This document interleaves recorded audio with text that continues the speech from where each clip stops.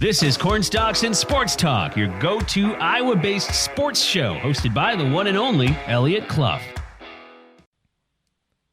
What's up, Cedar Valley, and hello to the Hawkeye State. This is Cornstalks and Sports Talk, your Iowa-based sports show here on AM 950 KOEL and KOEL.com with me, UNI insider for Townsquare Media, Eliot Clough, at Eliot Clough on Twitter. Today's show is absolutely jacked with great stuff. Derek Murray of BasketballNews.com is joining us once again to share his thoughts on Keegan Murray joining the Kings. I know last week I was a little tough on them as an organization, but Derek helps us put it into perspective and helps us understand why the Kings went with Murray there at number 4.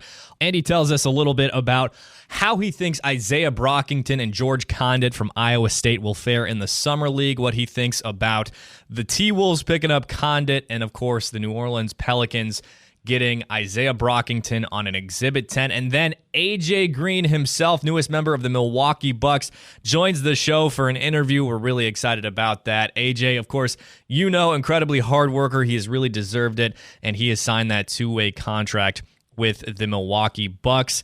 But first, you may be a little bit surprised that we don't have a guest on to talk about Southeast Pokes. Kadyn Proctor, the 5-star offensive tackle, in-state recruit, deciding to commit to the University of Iowa to play football. That is a major story in the state of Iowa. Don't worry, we got Sean Bach from 24/7 Sports scheduled for next week. He's going to tell us a little bit about it then, but I will talk about it as well this morning. Don't worry, we're not going to skip out on the headline, probably one of the biggest headlines in Iowa sports in a long time here on Cornstalks and Sports Talk this morning.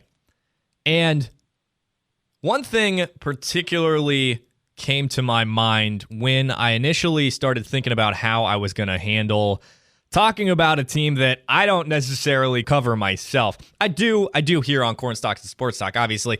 Talked about Keegan Murray last week in the NBA, and so it took me a little while to sort of break down how I wanted to address this. And the first thing that came to mind is that a couple weeks ago we talked with Alyssa Hurdle, recruiting reporter from the Des Moines Register, about Iowa State and their process, how they've been able to poach some of these in-state kids and keep them away from the Hawkeyes when it used to be sort of a foregone conclusion.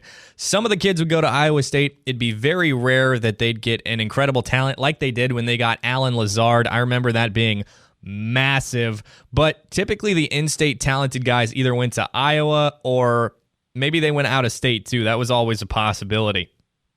But here's the thing about Iowa getting a kid like Kadyn Proctor.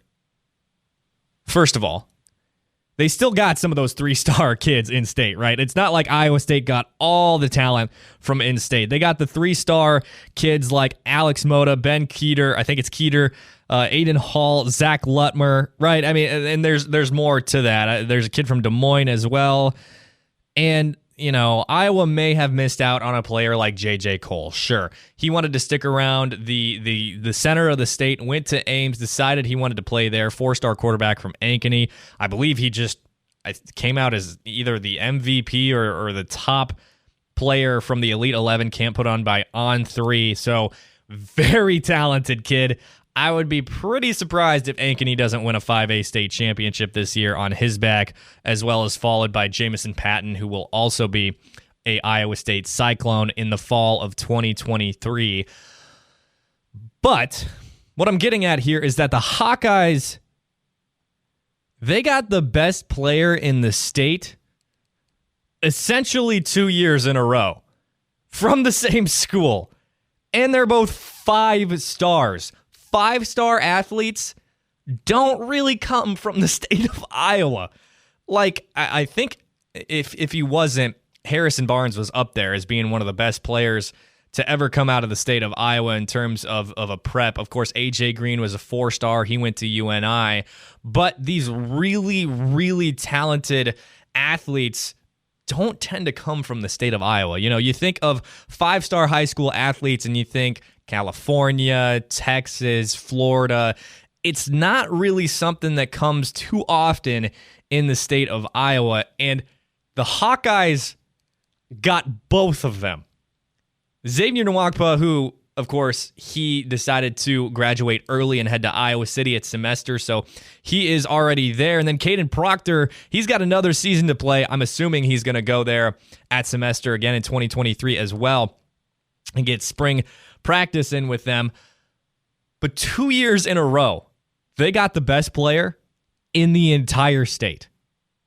And now not only that, over the last few weeks, they landed 4-star players, one in Kendrick Rayfield, who we talked about a couple of weeks ago with Sean Bach. If you missed that episode, you can listen on our Apple Podcast or Spotify podcast feed.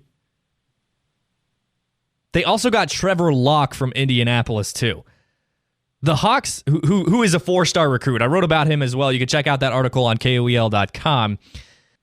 And in regards to this comparison to the Cyclones, and why I reference them first, is that I know the Iowa State fan base, and well, any fan base really, but it just appears to be more glaring from the Iowa State fan base, probably because of the AJ Green situation that's transpired over the last few months. Obviously, he decided to go pro. We'll be talking with him in just a few here on AM 950 KOEL and KOEL.com. But it's just more apparent to me. And therefore, I've seen a lot of bragging on Twitter about, hey, we have the better recruiting class. Iowa State, oh, yeah. A bunch of 3-stars from in-state, and we beat you to them, Iowa. And they were bragging about it yesterday.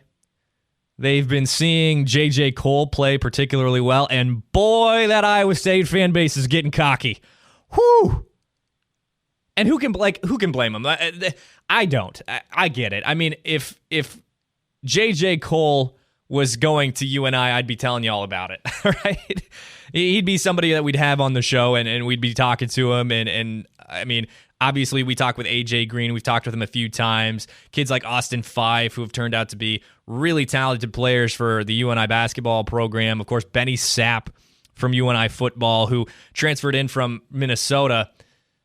But as I was saying, they were even bragging significantly about it yesterday, about how 24/7 Sports has them ranked higher in terms of their recruiting class. And guess what happened? Two four-star kids within a matter of, I think, a couple days in Rayfield and then Trevor Locke, probably a week. And then the biggest recruit in the entire history of the Hawkeye program commits to Iowa. He's an in-state recruit who was obviously he was recruited by Iowa State too, and all of that goes completely out the window for Iowa State football fans. Completely out the window. And it's not like I'm a Hawkeye fan, really. Like, I'll root for whoever's playing, and when Iowa plays Iowa State, I just want it to be a good game, and so on. But it's kind of comical. Like, now Iowa State ranks number 22 in the country for their 2023 class, and Iowa just really shot up the boards within a matter of the last couple of weeks in those 2 4-stars in Trevor Locke and Kendrick Rayfield. And then Kadyn Proctor moves them to number 15 in the 2023 recruiting class, which is huge. Huge. I'm going full Donald Trump. Huge.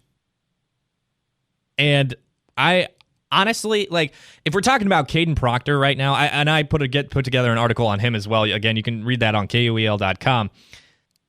I would not be shocked if this kid starts at left tackle as a freshman for the Iowa Hawkeyes. Who knows? Maybe they move him to right tackle. And again, this is a couple years away. We don't know what's going to happen. But I would not be shocked at all.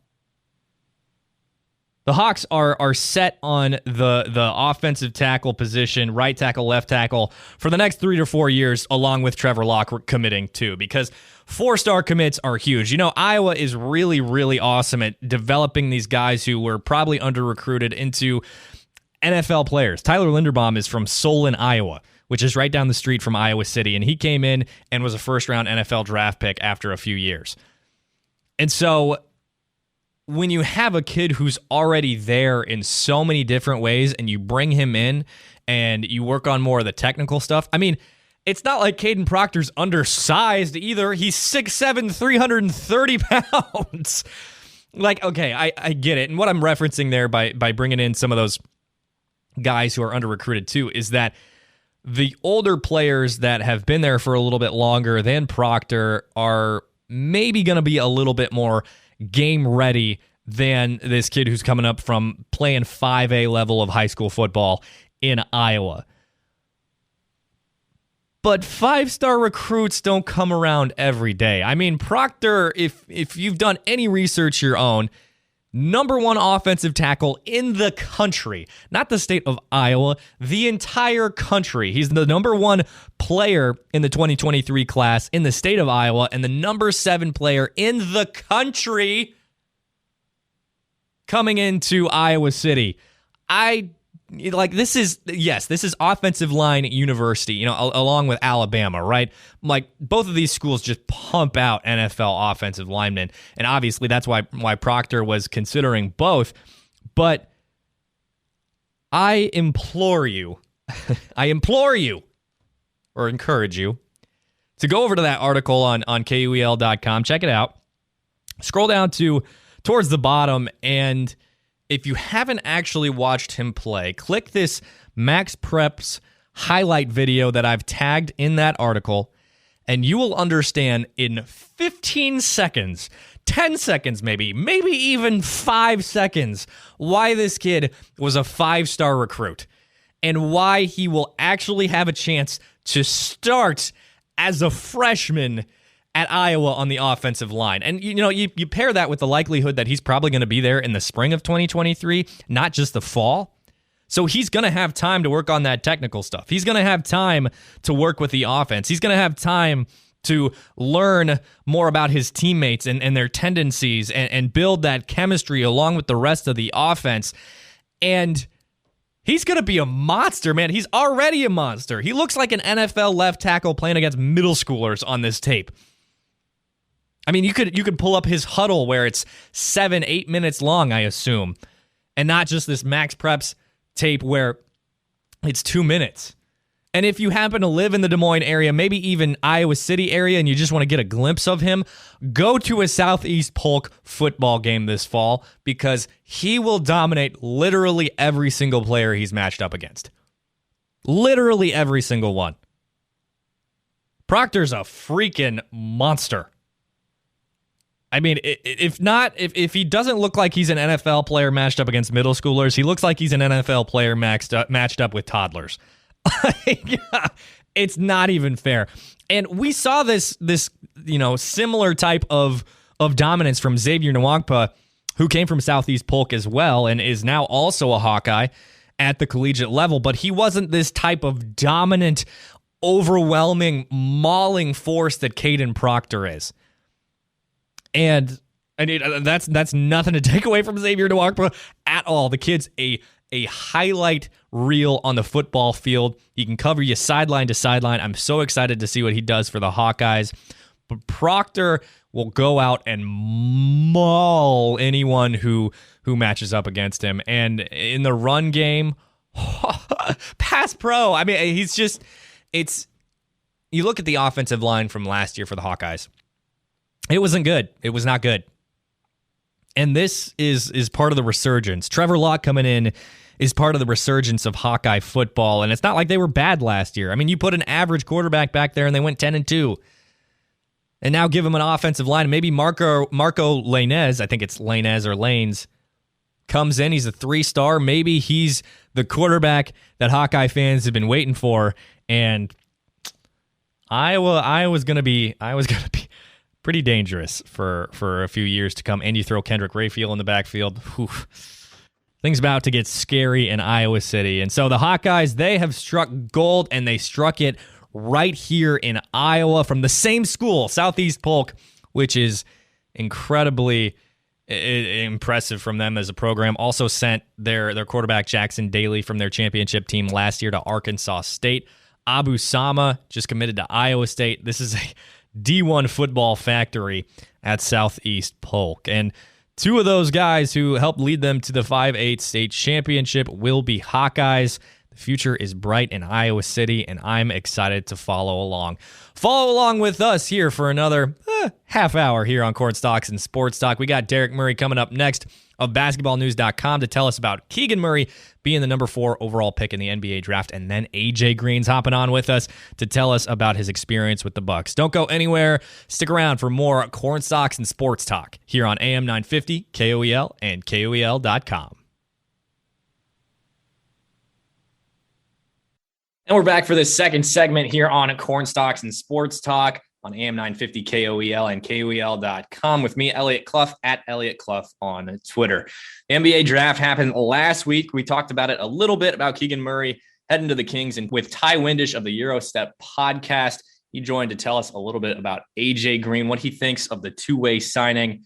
He's headed to Milwaukee. So we're going to talk a little bit more about both with Derek Murray of basketballnews.com. Again, right now, plus some Iowa State guys that got picked up and will play in the summer league. So, Derek, let's start out with that top choice, Keegan Murray, pick number 4 overall, headed to Sacramento. What did the Kings see in Murray, and why did they go with him over a guy like Jaden Ivey at that 4th spot, who a lot of people saw as the 4th best prospect?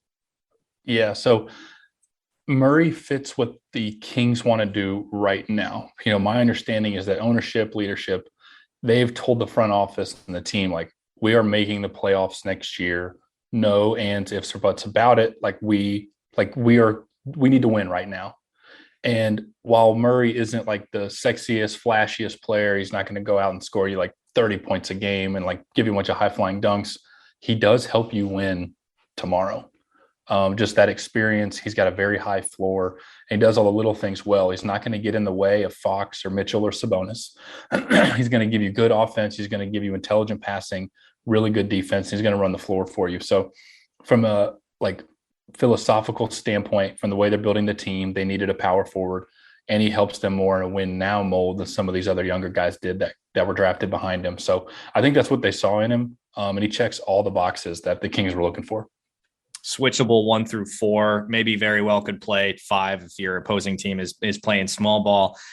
And again, one thing that I said last week is, yeah, he's the most NBA ready guy, but for a team and an organization that has been such a dumpster fire for 20 years, haven't made the playoffs in almost 20 years.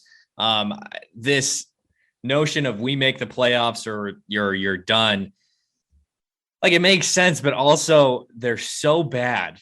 Like, would you have done the Keegan Murray pick? Maybe, you know, remove the idea of making the playoffs today or this season. Would you have gone Keegan Murray there? I personally would have still taken Ivy. You know, I probably would have taken Ivy in the top 3, honestly. So if he's there at 4, even like there were rumblings that, you know, he and his camp didn't want to go to Sacramento, I just take him anyway. Like, he's too talented. So I would have added him to the roster. I feel like somebody would have traded for him after the pick or after the draft. You could have gotten a lot of assets for him, I believe. So I probably would have tried to trade that pick 5 or 6. Like, if they would have said, like, we are taking Jaden Ivey, I think that Detroit would have gone up to 5 or to 4. Like, I think Detroit would have tried to trade up and get their guy anyway. And then you could have had an asset, maybe a future first or a future couple seconds, plus Keegan Murray at 5. That's where, you know, Keegan plus is great. Just straight taking him over Ivy, I don't know. I just personally would not have done that, and I feel like most teams wouldn't have as well. So again, he checks all the boxes and he fits, but I just think Ivy's ceiling is too high to have passed on him, you know, with him on the board. Exactly. And that's what I said last week, is just that, you know, it's not like you or me or rooting against Keegan Murray. It's just that, you know, he is the most NBA ready, but this philosophy of going for fit is really what's done the Kings in for so long, rather than going for talent. They have that the curse of picking before a Hall of Famer like Marvin Bagley and I, forgive me, who else off the top of my head I can't think of. It was like Jimmer. They picked Jimmer 1 year ahead of Clay, Bagley with Luka. There was another one. Yeah, I'd have to look it up, but there's just this huge long history of them taking these guys and then getting not great production from them. Of course, I think a lot of people are looking at this situation as possibly ending up the same. Would you be nervous if you're looking at this situation, hoping for Keegan Murray to be successful in the league? I don't know if I'd say nervous, because I do actually think Keegan's that ready and going to be that good. Like, I do think that you can put him at the 4 on an NBA floor tomorrow. And yes, there will be some learning curves, as there are for any young player, but I think he's going to be ready. I expect him to develop pretty quickly, just because the way he processes the game, he does it so quickly that I think the speed of the game will come natural to him. So I'm not worried about him fitting or succeeding or anything. Like, I think he's going to be great. I just think there's a cap on how great he can be, especially with some ball dominant guards on that team. But in his role, like, I honestly expect him to exceed pretty early. Yeah, those ball dominant guards in De'Aaron Fox and Davion Mitchell, of course. One thing that I was thinking of, and we don't have to get into this too much, but if the Kings picked Ivy, they very well could have shipped off De'Aaron Fox and got off that horrid contract for, I think, $158 million, and then got a ton of assets back, young players. So things could have gone very differently for the Sacramento Kings. We'll see how it pans out. If tradition continues, it's not going to be good. So we'll see. But so no one else in the state of Iowa or from these state schools was drafted in the 2022 draft. But the next best thing happened for AJ Green. He was picked up on a 2-way deal by the Milwaukee Bucks. Again, we talked about that last week here on Cornstalks and Sports Talk with Ty Windish from the Eurostep podcast. If you missed that, you can check it out on the Cornstalks and Sports Talk podcast. So were you surprised to see a 2-way instead of an Exhibit 10 for AJ here? No. One of the reasons I love my job is that we get info ahead of time and then we don't share it because we're not reporters. Like, we're on the inside of it. The Bucks have liked AJ for a very long time. It made, like, as soon as he wasn't drafted, we were like, yep, Milwaukee's going to go get him. And then they're going to put him on a 2-way. Like, it's exactly what we expected. And we love it. Like, it's going to be a great fit. They're going to invest. I think that they'll actually invest in him. They'll try to get the most out of him. It won't just be here's the 2-way, figure it out, like some teams do. I think this is let's see if we can put this guy, on our team. So I think he's going to get to shoot a lot of threes. He's going to get to stretch the floor for them. They run a lot of that 5-out offense. And hopefully with the 2-way, when he's up with the team, get him some second unit, third unit minutes. And I'd love to see him just start shooting, like, just start chucking them up. And I think he can do that. So I love the fit, and honestly, it didn't surprise me at all. So we're really happy for him. That's great stuff to hear. And we'll talk with AJ here on this third segment coming up on Cornstalks and Sports Talk. But you mentioned just shooting them up, just launching threes, launching shots. We talked with Ty last week. What he said was, that's almost a perfect fit when you're looking at a guy for a 2-way. You take a flyer on him, but also by the sounds of it, they'll invest because he can shoot and he can put the ball on the floor. And that's like exactly what the Bucks needed. Would you agree with that? Yeah. I mean, they are at their best when they can drive and kick to really, really good shooters. Like, that's what makes Milwaukee really good. Look at some of the guys. Like, I've always been a big Pat Connaughton guy. Like, Connaughton, when he's knocking down shots off Giannis drives and driving kicks, like, you're not going to outscore that team. And now you've got a guy in AJ Green who's able to knock down high 30s, 40, close to 40% from 3 with easy NBA range that he showed us in college for years. I mean, I think it's awesome. Like, again, I will definitely have questions on who he defends on the other end. But as far as just offensively, it fits. Like, off the catch, spot up shooting. Like, he should get a couple opportunities per game when he's up there with the Bucks. So I hope it works out. And the 5-out driving kick, like, that's the system he was built for.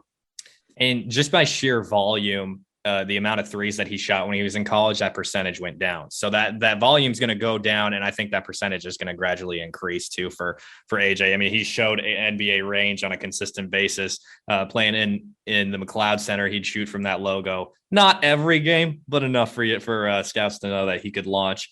One thing that I was going to mention there, with this 2-way, he'll be the first player in UNI history from the program to get minutes on an NBA court. Other guys have been drafted. Other guys have gone on to play in the summer league and in the G League as well. but this will be the first time a player from UNI has got to see minutes on an NBA court.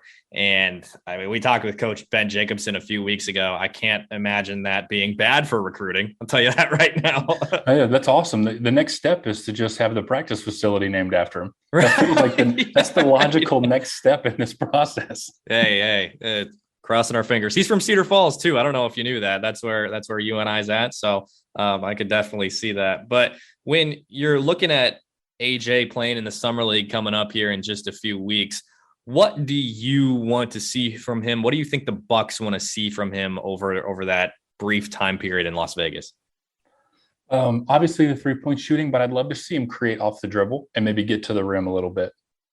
Summer league it's a ton of fun because it's where mistakes, I'm not going to say they don't matter, but they matter less. Like a lot of guys are put in situations where they're asked to do difficult things for them because you want to see if they can do them. It's where you see guys who are two guards play a ton of point. And it's like, okay, let's see. Tyrese, like the last couple of years, Desmond Bane and Tyrese Maxey they both could run point. Obviously, we knew that in college, but can they handle it in volume on an NBA floor? Like, yes, in the first 2 games of their respective summer leagues, they went out and absolutely dominated as the ones. I would give AJ some minutes at the 1 in summer league. Again, I don't think he's a point guard on an NBA floor, even for 2 possessions. That being said, NBA guys with good size who can shoot and are capable of making quick decisions with the ball, those are the guys who play. So I would give him minutes at the 1. We know it'd almost be like, hey, we know you can shoot. I want you to run some pick and roll, try to get to the rim or get to the mid range a little bit. I want to see you shoot off the dribble. And I want to see what that looks like against like NBA athletes for 2 weeks. And again, we'll talk with AJ Green on this upcoming segment here on Cornstalks and Sports Talk on AM 950 KOEL and KOEL.com this Saturday morning. So we'll transition a little bit more to those Iowa State guys, Isaiah Brockington and George Condit. They're getting their opportunities in the summer league. Isaiah Brockington in Exhibit 10 with the New Orleans Pelicans, and George Condit, he'll be playing with the Minnesota Timberwolves in the summer league. Were you expecting anything more for Brockington other than an Exhibit 10? I mean, I know we talked about him a few months ago, however long that was. He was sort of the premier guy for the Cyclones this last year, other than Tyrese Hunter. He was their scorer. Do you see a future in the NBA for him? What do you see him doing in the summer league with the Pels, and how can he impress? Yeah, I thought either an Exhibit 10 or a 2-way for Brockington. So it does fit in the mold of, like, I don't want to say talent wise, but I guess value wise from an NBA perspective, this is about where I saw him fitting. He's another one that I would let dribble the ball a lot in summer league, and then I would turn him loose. Average 17 points a game. I would say, all right, like, let's give you minutes out here, 48-minute game now instead of 40. Let's see if you can score 20. And if you can, let me see if you can score 20 4 times in a row. I think that's what I would do with Brockington. Just, the 6'4", the 6'4", 6'5" scorers, like summer league is where you say, hey, I don't really care how you do it. I want to see you fill it up. So if I were him, I would take advantage of the opportunity. And again, Exhibit 10, I think he can play himself into better deals. He's used to being a high volume guy and high usage guy, which I think helps him immensely. Some of the guys who struggle in summer league are the 15 to 18 minute a game guys who scored, maybe averaged 12 and 5. And it's all of a sudden you're playing 32 and you've got dead legs and you're not used to taking, 15 shots a night. Brockington took 14 shots a game on 35 minutes. Like, he's going to be just fine. So I expect him to score pretty well out there in the minutes he gets. Now for Condit, we talked a little bit before we started recording here. We won't get into that too much, but does this kid have a shot in the league? I didn't see it in his collegiate play. I mean, I really thought he should have gone back for that 5th year using that COVID eligibility. I mean, I think that he's a serviceable big at the college level, but I just don't see a NBA career in front of him unless we see some sort of drastic change in his game. I have an issue just personally with 6'10", traditional centers who don't shoot. And it's not even can't shoot, it's that don't. And if I'm looking correctly, he attempted 3 3-pointers in all of his years at Iowa State and hit 0. it's weird. The hitting 0 is not the part that worries me. It's the taking only 3. So 6'10", 245, again, got good size, and he showed flashes of skill around the rim. But again, just not much volume as a scorer, not much volume as a rebounder. Even when he was playing 18, 19, 20 minutes a game, I don't know. I think he probably ends up overseas after summer league. Even traditional guys who don't score a lot in international basketball are highly valued. So I think that he'll make decent money as a pro. I just don't know if it'll be in the league. So last question for you, Derek. Of course, we're talking with Derek Murray from basketballnews.com right now. In regards to the top of the draft, I know a lot of people were surprised on draft night when Woj came out and said, hey, it's actually Paolo going number 1. Where were you at? Did you like the move by the Magic? I personally thought Jabari and think that Jabari Smith will be the best player from this draft. So Matt and I were in New York for the week of the draft. We were in the hotel with a lot of the agents and players and families and whatnot. No one expected Paolo to go number 1. You have to give Orlando credit that they kept it a secret this whole time. I will say there was a little chatter at the combine that Banchero was their guy.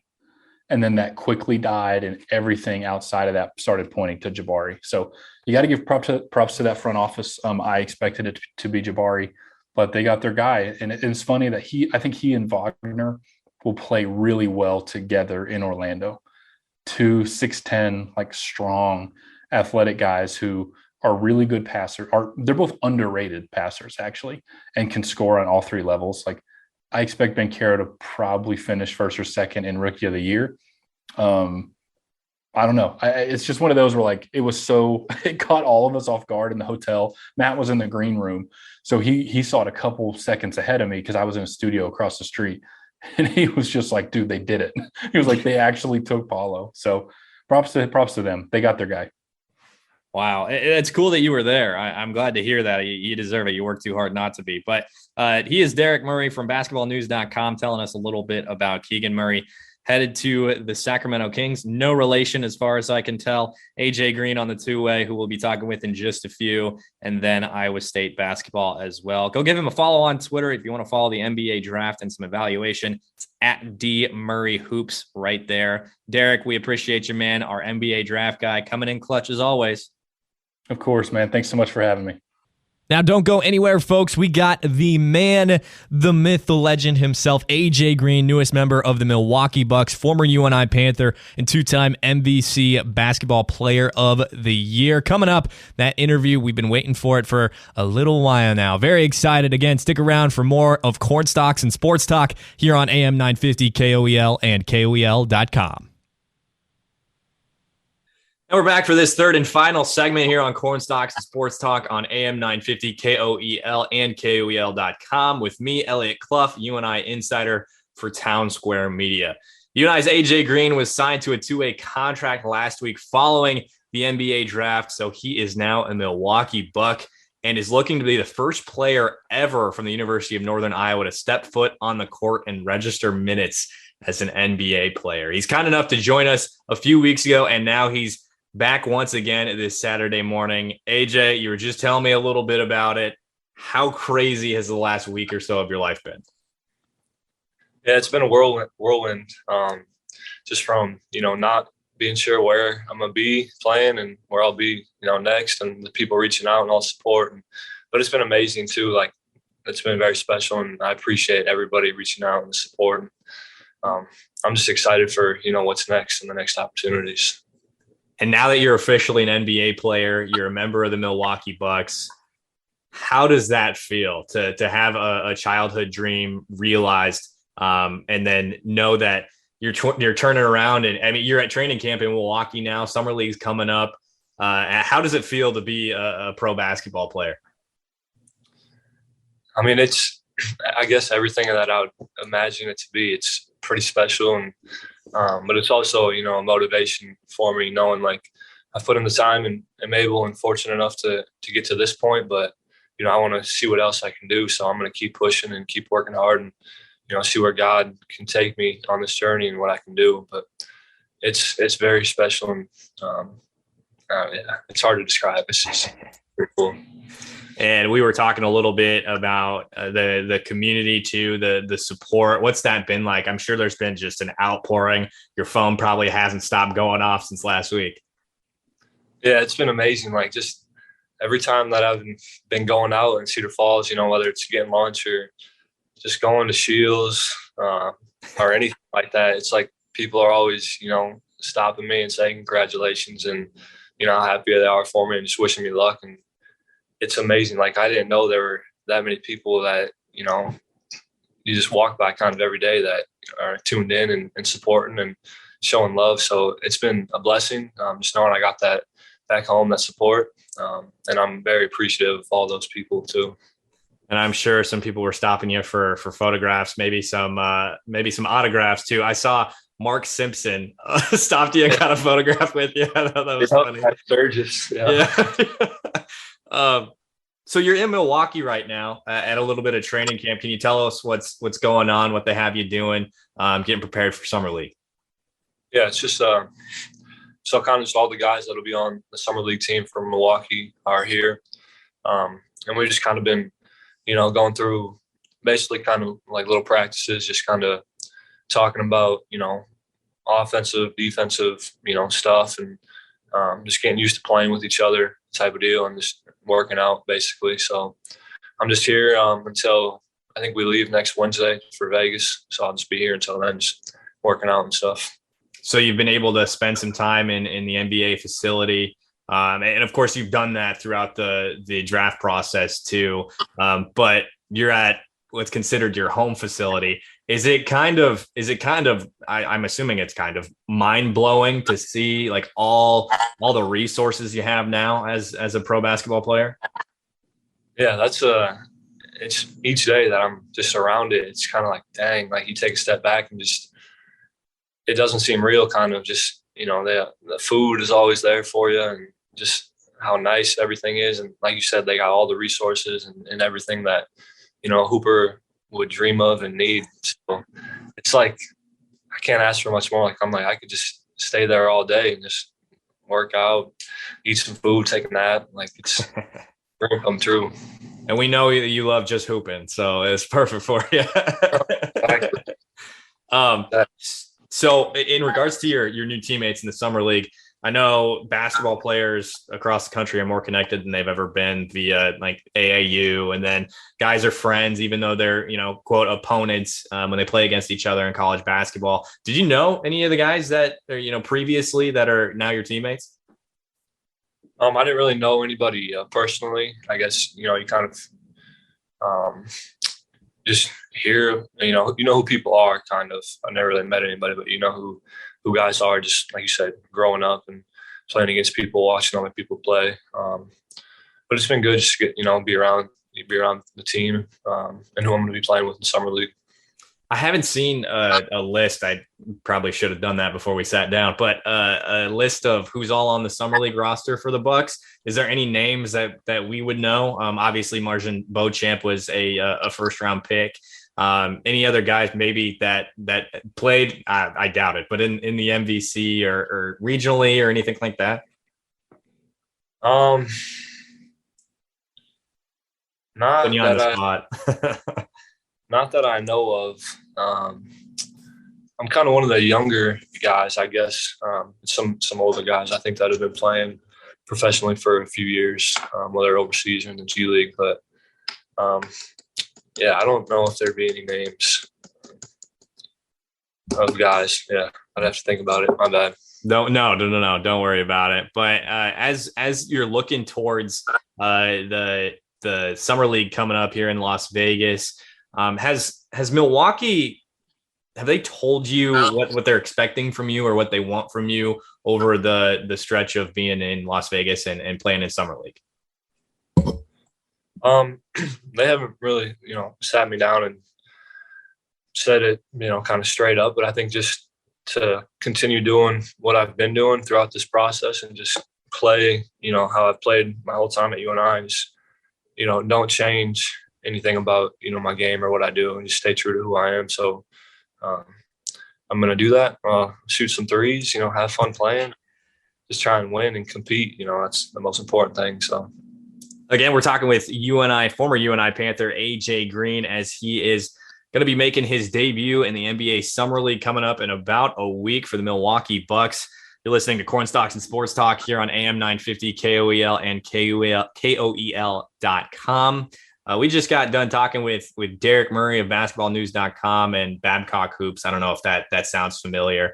He can be involved in the draft process, an advisor.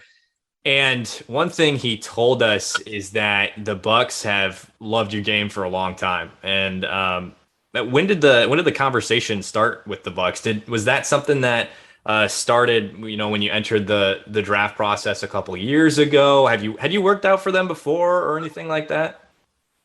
No, I had interviewed with them after my sophomore year. COVID. That was a dumb question. But other than that, I think they had been kind of watching me or keeping an eye on me, I guess. But I hadn't really had any conversation or prior workouts or anything like that until this past spring. Was there a conversation about the fact that they wanted you, and maybe they weren't going to draft you, but they wanted you no matter how it shook out?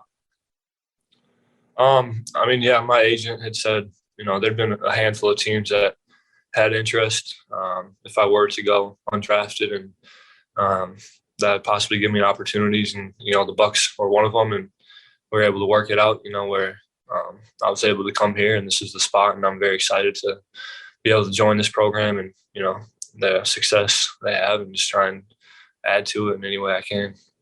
And there are a lot of guys that go to the NBA draft, that get drafted, that don't get drafted for that matter, and you're one of the people, or one of the young men that got a chance to sign a 2-way contract.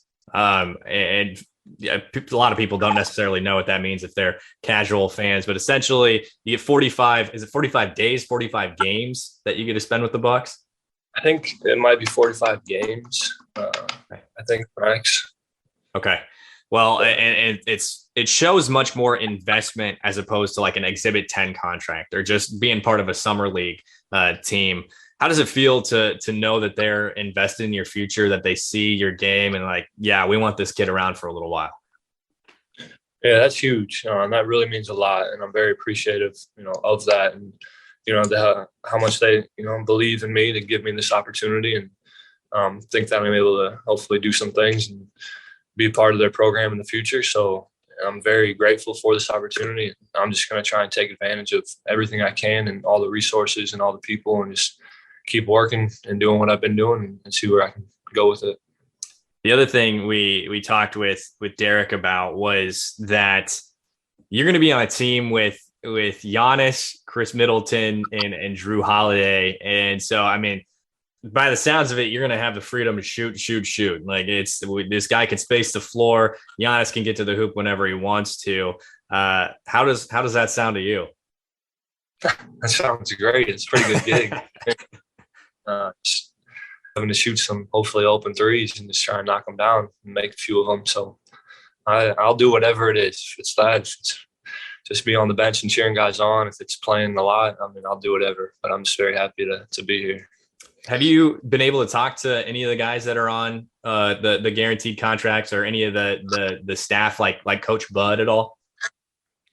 Yeah, I've talked to just the guys that have been around. I've talked to Coach Bud a little bit, and just other people that are here helping out with summer league and coaching. And there's quite a few people around, so been getting to meet everybody. It's been great, starting those relationships.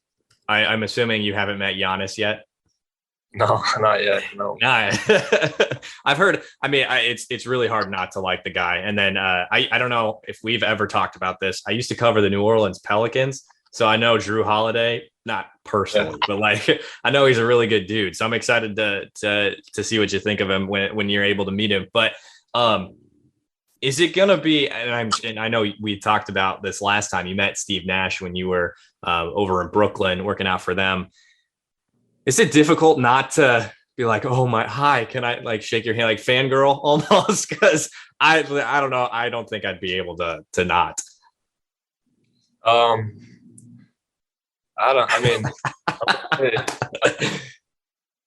They are. I mean, it's pretty cool. Like, it's having the opportunity to be around guys like that. But, they're basketball players as well. And I'm just going to try and learn from them as much as I can and help, hopefully have them help me grow as a player. So it'll be cool just having those opportunities for sure.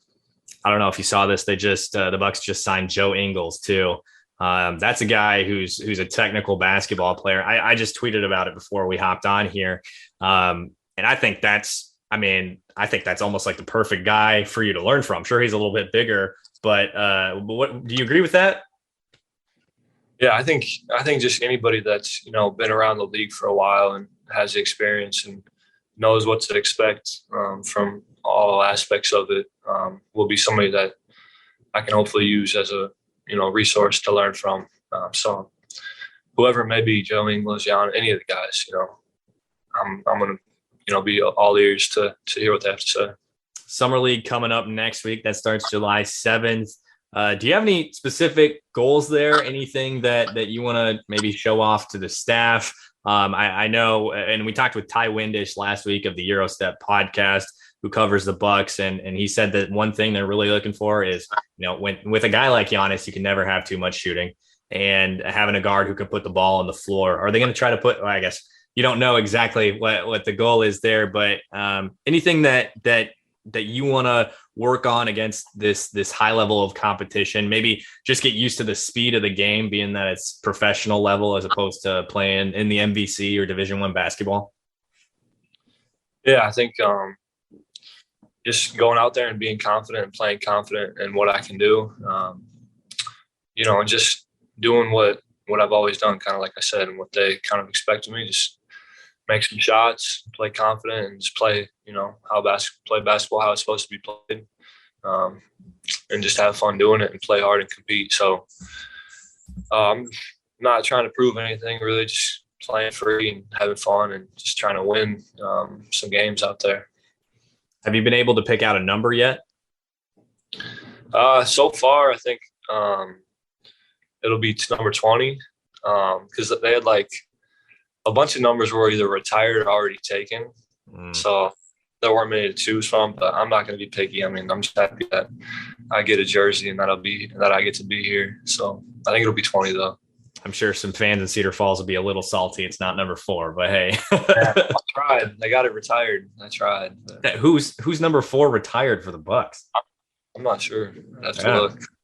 Well, I'll let people know once we're done here. But AJ, man, we really appreciate it. And of course, like we said last time, wish you the best of luck. We'll be following along. And you can, do you know where the NBA Summer League is streaming? Will it be on ESPN? I thought it was on TV, watching it in the past. I don't know what channels, but I'm pretty sure it's been on ESPN in the past. So we'll assume that's the case. If you want to watch AJ Green playing for the Bucks in the Summer League coming up here in about a week, you can watch that on ESPN. AJ, man, we really appreciate it. Oh, thank you, Eliot. It's always a pleasure. I appreciate it. And that'll do it for this week's episode of Cornstalks and Sports Talk here on AM 950, KOEL and KOEL.com with me, UNI insider for Townsquare Media, Eliot Clough at Eliot Clough on Twitter. If you missed any part of today's episode, you can always listen to us on Apple Podcasts, Spotify, Google Play, wherever you get your podcast. Day of, we try to post it. We try to post it every day around 10 a.m. once the show is over. If it's not up quickly, it'll be up around that time, or at least same day on Saturday. So again, you can always listen to those on any podcast platform. Plus, we have our interviews on YouTube. Go find me there. It's Eliot Clough, so that AJ Green interview will be there as well. Folks, thanks so much for tuning in today once again. My name is Eliot Clough at Eliot Clough on Twitter, and this was another week's episode of Cornstalks and Sports Talk. This podcast is sponsored by Cloud Optimizer. As a business owner or IT manager, are your cloud investment costs going up and you don't know why? It's time for Cloud Optimizer. As you migrate your business to the cloud, what you're spending and why you're spending it can get a little hazy. But Cloud Optimizer clears up the mystery and puts the cloud to work for you. Cloud Optimizer starts by analyzing usage patterns, right-sizing resources, leveraging discounts you may not be aware of, implementing automation, and much more. And by reducing unnecessary expenses and maximizing performance, Cloud Optimizer guarantees you a savings of 5 times what you spend for their service. As you utilize cloud-based services more and more, you don't have to lose sight or control of your spend. You can stay agile, streamline your costs, and optimize your performance, plus save significant money with Cloud Optimizer. Make the cloud work for you with Cloud Optimizer. Get a free assessment and find out how much you can save by going to cloudoptimizer.com. Go to cloudoptimizer.com for your free assessment. That's cloudoptimizer.com.